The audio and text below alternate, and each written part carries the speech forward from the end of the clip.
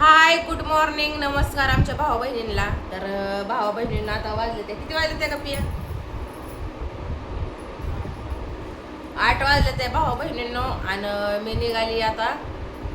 तसं तर मी माझ्या घरीच जाणार होती बरं का. इथून मला उद्याच्याला दवाखान्यात जायचं होतं. तर उद्या मी उद्या जाणार होती आणि मला 7 तारीख म्हणजे परवा दिवशी 7 तारीख आहे. मला 7 तारखेला दवाखान्यात जायचं होतं. पण भाऊ बहिणींनो कसं आहे माहिती आहे का, मी व्हिडिओ काढला नाही कालच्या टेन्शनमुळं. माझा काही व्हिडिओ नाही आला, माझा एकच व्हिडिओ आलेला आहे. तर आता काय झालं हे तुम्हाला सांगते, कुठं चालली ही पण तुम्हाला सांगते, कारण की तुम्हाला बी माहिती असतं तितकंच गरजेचं आहे. कारण की कसं आहे भाऊ बहिणींनो, दुनियाच्या नजरेत मी वाईट ठरते आणि लोक मला वाईट समजते ती. पण कसं आहे, जिकडं काय प्रॉब्लेम होईल ना तिकडं मला विनाकारण फोन करते आणि मला तिथे मिटवायला जावं लागतंय. त्यामुळं तुम्हाला सांगते मला जायचंय. पण मी ही मिटवायचं जर असतं ना तर मी नसती गेली. पण तुम्हाला सांगते माहेरात आहे माझी शिर्डी आहे. तुम्हाला माहिती आहे का नाही, तर त्या शिर्डीचं वजन सगळ्यालाच पडतंय भाऊ बहिणींनो. तर काय जास्त कमी जे काय पैसा असतील ना ती पैशात तुम्हाला सांगते ती शिर्डी मी उद्या अकलूच्या बाजारावर नेऊन विकणार आहे. आता माझ्या इकडे आणली असती मी शिर्डी, माझ्या इकडे आणली असती भाऊ बहिणींनो. कुठं सासरी माझ्या सासऱ्या आणली असती. पण तिकडल्या बी लोकांनी काय केलंय, मला राहायला पण जागा ठेवली नाही. तर मी करडं कुठं बांधणार आहे, असा विषय आहे ना. आता तुम्ही तर बघितलेलंच आहे मला राहायला किती जागा ठेवली तिथं. ती दड वापरायला जागा नाही, राहायला जागा नाही. मग मी करडं कुठं बांधणार आहे, शाळ्या बांधण्याची तिथं सोय नाही. त्यामुळं तुम्हाला सांगते माझी चांगली लक्ष्मी आहे ती मला विकावी लागते. कारण की सोय नसल्यामुळं मला ह्या सगळ्या गोष्टी कराव्या लागतात त्या भाऊ बहिणींनो. आणि माहेरात राहण्याचा विषय तुम्हाला सांगते. माहेरात मी बऱ्याच दिवस नाही म्हणत तर 5-6 महिने राहिले. त्याचं कारण पण होतं तुम्हाला सांगते. आईचं वर्ष श्राद्ध होतोपर्यंत मला तिथं थांबायचं होतं. श्राद्ध झालं, माझं काम संपलं, त्यामुळं मी तुम्हाला सांगते तिथं निघून आली. इकडं आली बहिणीकडं. म्हणलं 4-5 दिवस राहायचं, दवाखान्यात जायचं. म्हणलं आपापल्या म्हणजे माझ्या घरी मी जाणार होती. त्यात विषय असा झाला भाऊ बहिणींनो, तुम्हाला सांगते.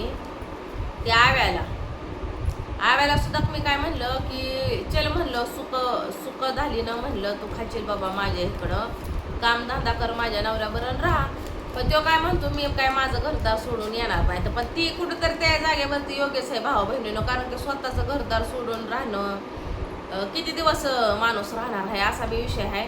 पण माझं म्हणण्याचा उद्देश त्याला असा आहे की बाबा एखादं तुझं म्हणजे लग्न होतोपर्यंत किंवा कुठं तुझं सुरळ केलं लागत तोपर्यंत चल म्हणलं. मोठी बहीण पण म्हणते माझ्याकडे तुला कामाला लावून देते, इकडं बी आहे नाही. आणि तुम्हाला सांगते माझ्या इकडं बी आहे नाही. तर जय त्याच्या हालातवर मी जय त्याला सोडलंय भाऊ बहिणींनो. मग माझी मी इकडे निघून आले. तर कालपासून मला फोन येत आहे. तर कशाचा फोन येत आहे, मोठा भाऊ म्हणजे राजा दारू पिऊन एवढा धिंगाणा त्यानं चालवलाय ना घरी. तुम्हाला सांगते एवढा धिंगाणा चालवली, एवढी तोडफोड चालवली, एवढा नाच चालवलाय ना त्यानं. तर त्याच्या बायकोचा मला काल दुपारा फोन आल्यानंतर म्हणली की लय धिंगाणा लावलाय तुमच्या भावानी, मी काय करू, दारू पिऊन असं तसं पोरथोड केली, संडासचं म्हणजे बाथरूमचं दरवाजा फोडला, बाकीचं जे काय वस्तू आहे त्या घरातल्या भांडी कुंडी जे काय असेल ते तोडफोड केलेली आहे वाटतं त्यानं.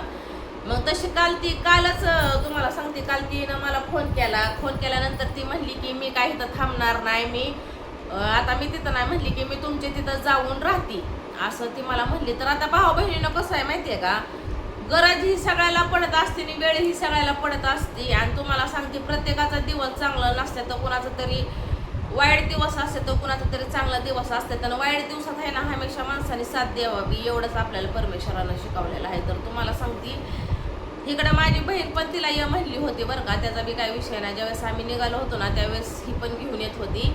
पण त्यावेळेस ती आली नाही, कारण की घडीतच तुम्हाला सांगते ती गोड होते ती. तर ती मला काल काय म्हणली की मी तुमच्या तिकडं जाऊन राहते. तर म्हणलं की ठीक आहे म्हणलं, राहा म्हणलं, उद्याच्याला मी येते. तर म्हणलं आजच्या दिवस ग्रीपवरती जा, कारण की ती 2 आज्या माझ्या जे राहतात का नाही, 2 आजी, एक आईची आई आणि एक आईची मावशी राहते. म्हणलं त्यांच्याकडं म्हणलं आजची रात्र जा म्हणलं, उद्याच्याला म्हणलं मी तिथं येते सकाळ असं. मी तर माझं भाऊ बहिणीनं काय चुकलं का तुम्ही सांगा मला. तर मग ती परत लिमगावमध्ये काय चुलत चुलत भाऊजाईला तुम्हाला सांगते तिला गाडीवर लिमगावमध्ये सोडायला आली. परत तिनं काय विचार केला, म्हणली की मी इथनं भाजी ही घेऊन जाते, उद्या पोराचं जावाळ काढते मग येते. बरं म्हणलं ठीक आहे तुझे आहे ना, आपण कुणावरती बळजबरी करणार नाही भाऊ बहिणींनो. तर तुम्हाला सांगते तिचं म्हणणं काय आहे की मला तुमच्याकडे यायचंय. तर मी काय म्हणलं भाऊ बहिणींनो, साहजिकच आहे ज्या टायमाला मुलीला तुम्हाला सांगते कुठं आधार नसतो ना, म्हणजे नवऱ्याकडे आधार नसल्यानंतर तुम्हाला सांगते तिला माहेरचा आधार असतो. आणि त्या गोष्टी आम्ही अनुभवलेल्या आहे. मला तुम्हाला सांगते माझ्या नवऱ्याचं माझं काय झालं किंवा तिकडं काय सासरचं झालं तर मी डायरेक्ट जाऊन माझ्या माहेरला राहते किंवा मी माझ्या बहिणीच्या इथं येते. बरोबर आहे का नाही. तर एक तर बहीण, दुसरी गोष्ट माहेर. तर आता माहेरचा विषय तिचा काय झालाय भाऊ बहिणीनं, तिच्या बापाचा पाय हे झालेला आहे ॲक्सिडेंट झाल्यामुळं. तिचं बाप, परत तुम्हाला सांगते भाऊ ही आहे ते कुठं हॉस्पिटलला आहे, ते आई तीच करून खाते. तर तिचं कसं म्हणणं आहे की मी जर तिथं गेली, लेकर बाळ आजारी पडले तर तिथं काय दवाखाना हे नाही, ती मी तुमच्याकडे येते. मग ती आपला सहारा करते भाऊ बहिणींनो.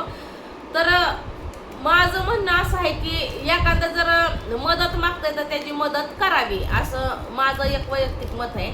तर तुम्हाला सांगते मी तिला बोलावलं होतं काल. काय म्हणजे ती निघाली होती बरं का, मी फोर्स नव्हता केला कारण की त्यांची काल भांडणं चालली होती, हाना मारे पार झाले ते. मग ती निघाल्यानंतर ना काल लिमगावमधनं परत ती घरी गेली. आणि घरी गेल्यानंतर ना म्हणली आज पोराचं जावाळ हे काढते. तर म्हणलं बरं ठीक आहे, म्हणलं काढ, काय अडचण नाही. तर रात्री परत 11:30 वाजता फोन आला मला.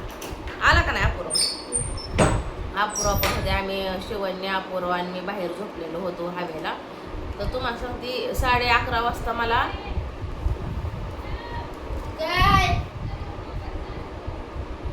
11:30ला मला परत फोन आला. तर तुम्हाला सांगते त्यांचा रात्रभर धिंगाणा चाललाय. तर त्यात विषय असा झालाय भावा बहिणीनं, त्यानं आव्याला सुद्धा मारलाय. आव्याला इथं तोंडावर बुक्या घातल्या तर त्या तोंडात इथनं रक्त निघत होतं. मग आता मला सांगा, मुंगीवर जर पाय पडला तर मुंगीला सुद्धा राग येतो, मुंगी सुद्धा कुलटून आपल्याला चावायला बघ. बरोबर आहे का नाही.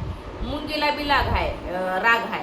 मग ती किती केलं तर माणूस आहे. तुम्हाला सांगते दारू पिऊन टॉर्चर करणं किंवा शिव्यागाळे करणं, ते आव्याला शिव्यागाळे करणं, बायकोला शिव्यागाळे करणं.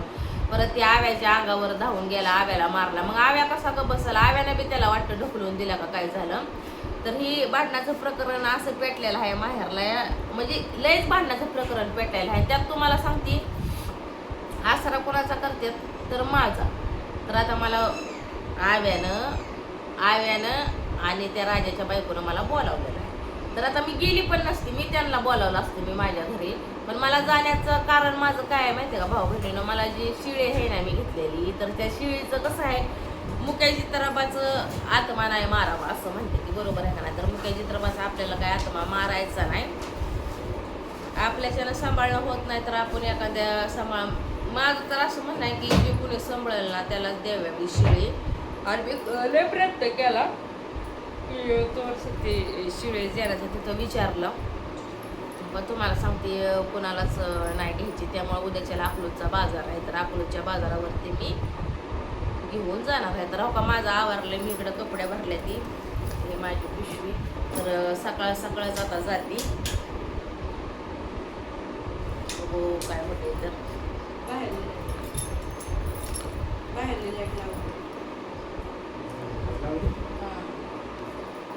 माझे मला असतं सांग घडी दम भरतो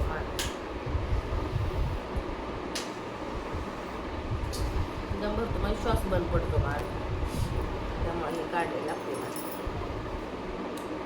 तर चला मग मी आता निघणार आहे, निघते मी. पिया चला आपली गाडी काढून द्या मला. आज पोरींना सुट्टी आहे म्हणलं होतं, आज पोरींवर राहावं, एक दिवस उद्याच्याला जावावं. कशाचं काय आलं पोरी म्हणतात करमायचं नाही आम्हाला. आता काय करमायचं, तिकडे लावलाय की बाबाने धिंगाणा, काय करायचं. बारक्या लेकरांना कळतंय पण मोठ्या माणसाला कळणार आहे, असं म्हणजे भाऊ नाही.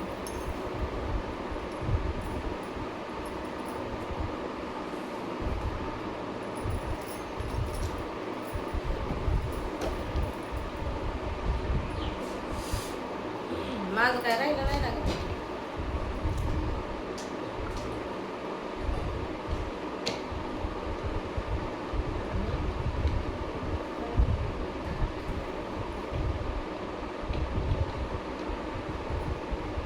चला भाऊ बहिणी निघते मी आता, ते पुढल्या व्हिडिओमध्ये. बाय.